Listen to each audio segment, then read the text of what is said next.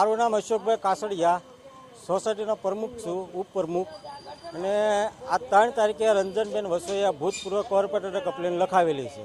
કોઈ ત્યાં ડોકાવા આવ્યું નથી હજી સુધીમાં. અને બીજા નંબરમાં 800 થી 1000 માણાની સોસાયટી છે અમારી સોસાયટી, મારુતિનગર સોસાયટી. છોકરા રખડતા હોય, હાલચાલ થતી હોય, 3-4 સોસાયટીનો મેન રસ્તો છે.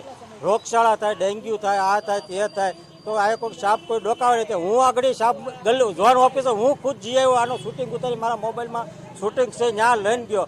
ત્યાં 2 સાપના નિલેશ સાપ કરી ચલ પંડ્યા સાહેબ છે, બેને ફોન કર્યા. પંડ્યા સાહેબ એમ કીધું હું રજા ઉપર છું.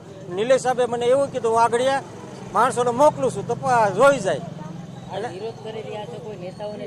નહીં, નેતાઓને કોઈને મેં જાણ નથી કરી. વિરોધ તો અમે એ આટું કર્યું કે કારણ કે રોગચાળો ફાટી પડે છે, ડેન્ગ્યુના વાત થાય, મચ્છરો થાય. પછી અમારી ઘેરે આવે એમ કે તમારી ઘરે ડેન્ગ્યુ થયો છે તો ધાબા ઉપર તપાસ કરે, ઘરમાં તપાસ કરે, અહીંયા મચ્છર છે ત્યાં. આ કોઈને નથી દેખાતું. ઝીણું ઝીણું વસ્તુ અમારી દેખાય છે બધાને.